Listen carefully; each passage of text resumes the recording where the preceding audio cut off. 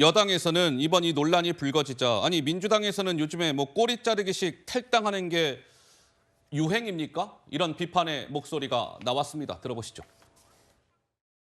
민주당은 비판 여론이 일고 나서야 당 차원에서 윤리 감찰을 지시했는데 의원은 탈당하며 해당 조치를 무력화했습니다. 김남국 의원의 사례처럼 윤리 감찰이 시작되면 탈당하며 꼬리 자르기를 시도하는 행태가 유행처럼 번지고 있습니다. 강경 대응하는 척만 하다 얼렁뚱땅 넘어가려는 민주당식 DNA는 더 이상 국민에게 통하지 않습니다.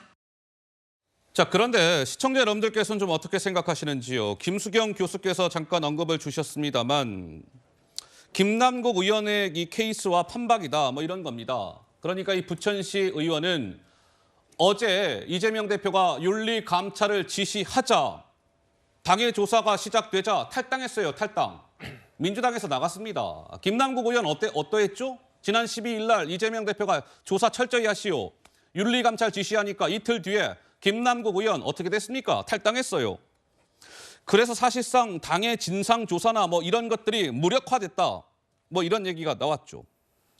고무줄 대응 이 부분도 좀 살펴볼까요? 자, 부천시 의원 한번 보시죠. 그제 성추행 의혹으로 이 피소가 됐는데 이재명 대표가 하루 만에 윤리 감찰을 지시했습니다. 김남국 의원 건은 어떠했죠? 지난 5일 날 조선일보가 첫 보도를 했는데 김남국 의원은 이재명 대표가 윤리 감찰을 지시하기까지 얼마 걸렸다? 일주일 걸렸다. 하루만 일주일만. 이건 또 어떻게 설명할 것이냐 뭐 이런 것인데요. 조정원 의원께서는 어떻게 보시는지요? 예, 윗물이 맑아야 아랫물이 맑다라는 표현이 있는데 국회의원으로서 좀 부끄럽기 짝이 없습니다. 국회에서 의원들이 문제가 생기면 도망가고 탈당하고 모르쇠로 일관해 버리니까 시의원께서도 지금 좀 억울하지 않을까? 왜 나만 갖고 그러냐? 자기네들은 툭하면 탈당하고 툭하면 도망가면서 내가 국회의원이 아니고 시의원이니까 이렇게 한 번에 나를 쳐내는 거냐?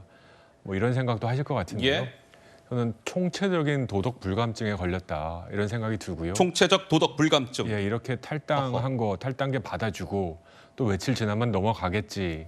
이런 모습들이 너무 누적되고 반복되니까 방금 떠올랐던 게 얼마 전에 몇몇 민주당 의원들이 민주당 정치, 진보 정치 이제 도덕성 갖고 하지 말자 뭐 이런 얘기 한 적이 있는데요. 예.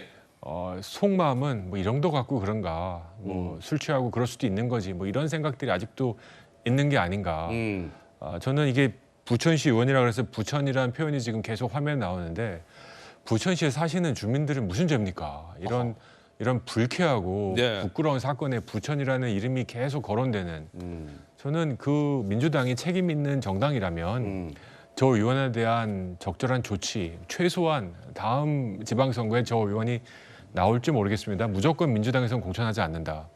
그리고 지금 국회에서 무소속 의원들이 이름만 무소속이고 실질적으로는 민주당 의원처럼 행태하는 것처럼 예. 의정활동 과정에서 저 의원과 협조하지 않는다. 이런 정말 국민들이 보시기에 그래 정말 뉘우치는구나라는 그런 단호한 조치들이 없이 예. 탈당했으니까 더 이상 우리 사람 아니다. 이런 거 이제 좀 그만했으면 좋겠습니다. 지금 CCTV 화면을 보고 계시는데요. 글쎄요. 시의원님이십니다. 시의원님 저분. 그런데 같은 시의원인 상대당 국민의힘 소속의 여성 의원들에게 저러한 행동을 했다. 뭐 이런 것이죠. 그런데 저 민주당 소속이었던 부천시 의원은 고자령 변호사님, 내가요 술이 너무 많이 취해서 잘 기억이 안 납니다. 이런 식의 주장을 하고 있답니다. 통할까요?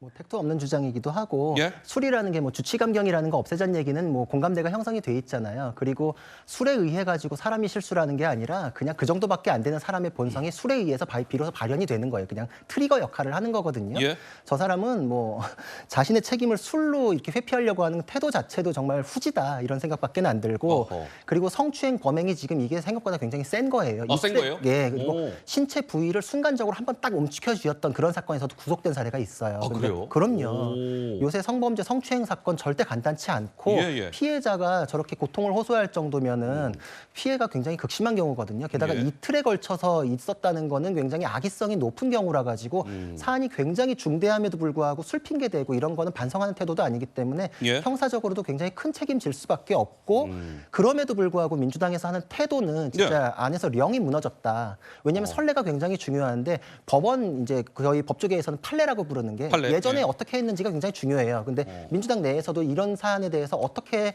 징계를 해왔는지 선례가 제대로 서 있었으면 저런 꼼수 탈당 이런 건 못했을 텐데 예. 김남국 의원에 대해서 이런 식으로 해놓고서 저 탈당에 대해서만 잘라가지고 비난하고 제명에 준하는 조치하고 나중에 5년간 복당 못한다 이렇게 할 수가 없는 거예요 지금. 그러니까 령이 무너졌기 때문에 지금 이런 안 좋은 사례들이 계속 발생을 하는 것이기 때문에 예. 과연 지도부가 령을 세울 수 있는 위상을 갖고 있는가 그거에부터 의심스럽기 때문에 이상민 의원이 지도부 사퇴하고 당대표직 내려놓으라고 하는 말씀 굉장히 무겁게 받아들이셔야 될 것 같습니다.